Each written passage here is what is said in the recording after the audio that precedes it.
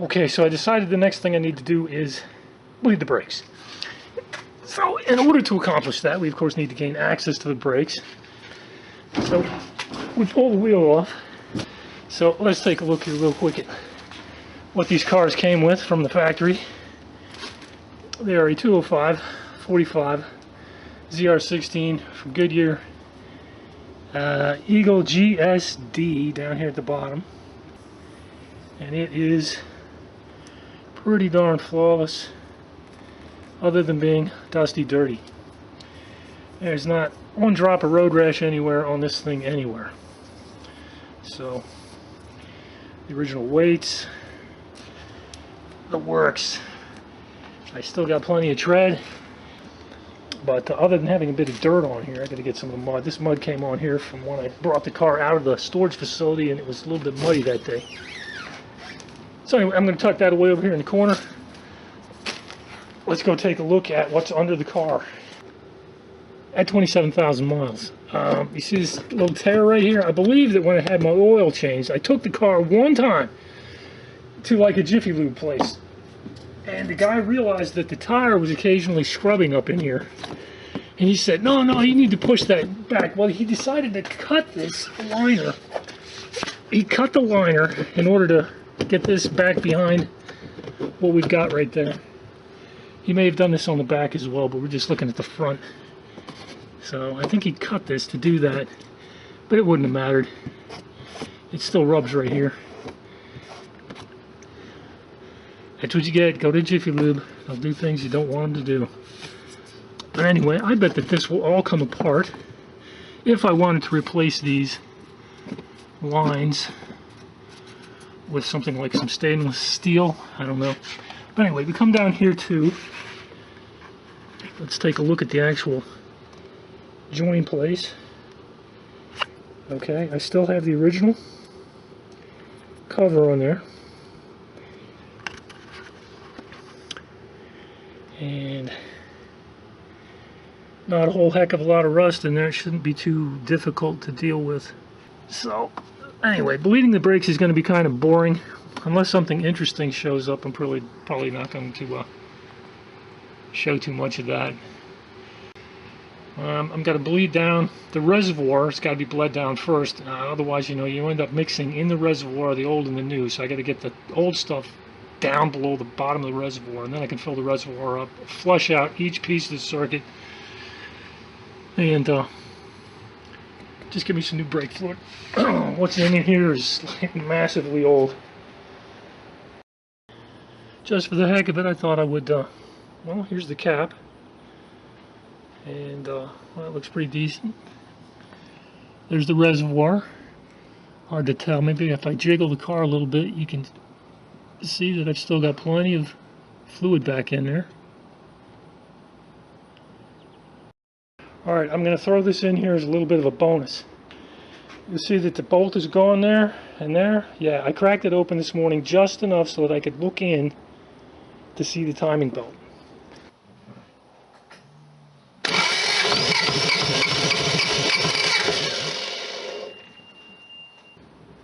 And the timing belt is really, really nice. It just happens to be 29 years old. Not doing that right now. No. Too freaking hot. I will wait until the car is up and it's cooler in the garage, and I've got at least a freaking month to find days where I can come out and putz with this. Okay, so yes, I'm going to put the couple of bolts back in. I've got 4 of them released. There's a 5th one down in here. Alright, I didn't release that one, so, but it's loose enough that I can get there, and I can see it. And I rotated the crank a little bit a couple of times so I could look at different parts of the belt. Alright, I've looked at it. Not doing it. Later. Much later. Just using gravity feed right now to run the fluid out. I don't know if you can see particles flowing past. There goes one. So you can definitely see that it's running fluid through.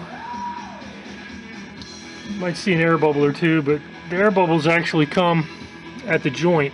As the flow comes out, you'll pick up air bubbles. Alright, it's pretty empty. Okay, this one started running bubble free and nice and clean, so I have tightened it up and we'll move on. No problem cracking that loose, just turned easily. Starting to get a little bit of flow out of there. Sidewalls look good, but if you look down in, you can see a little bit of a crack in it. Right down through there, there's a crack over there. Down here on this side. But where's the wear mark? See, these are the wear marks right there. And yeah, it's still got plenty of tread left. Again, this is one of those things where I'm not going to be changing my tires anytime soon. 30 years old or not, they're going to stay on the car for a bit longer. How's it looking up under here? Oh, this isn't too bad. Like I say, I've seen some really horrible stuff. That's not bad. I think this side will come apart okay. Now let's get a quick look at this one. And it's got a little tiny bit of stuff. Something happened right there. There's a little tiny spot right there. Not sure what's going on right there. Pretty solid though. Yeah, I must have at some point in time rotated the tires, so I must have taken them off at least once. I sure don't remember. Sorry, not the tires, but taking the rims. Take the rims off and then flip them front to back. Alright, it's starting to ooze out. Alright, this one does have a little bit of road rash. A little bit right there. It's a little mark over here.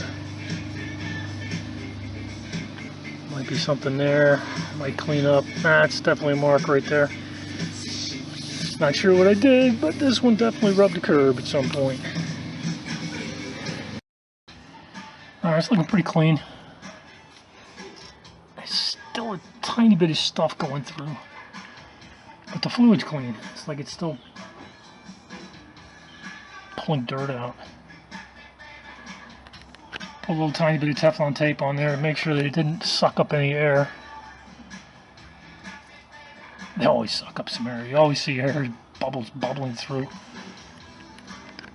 Didn't want to do that this time. Alright, I drove it around the block, and I said this earlier, but from day one, the brakes on this car, I could put my foot on the brake till the brake hit the floor. You cannot pump the brakes up. Okay? I pump the brakes, the foot still goes all the way to the floor. And it just barely comes to a stop, relatively speaking. I can slam the brakes onto my Beetle here, and this thing will skid. I can't get that thing to lock up the tires. No matter how hard I press, it will not lock the tires up.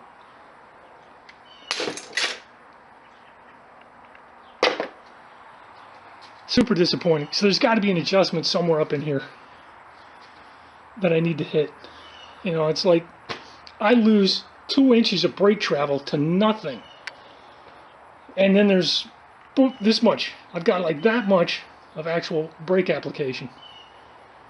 You know, like I say, at the end of which you're at the stop and it won't go anymore.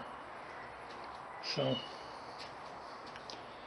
brakes have been a disaster on this from the day I bought it. But they're bled and they have new fluid in them, so that'll be about it for the brake fluid then, I guess.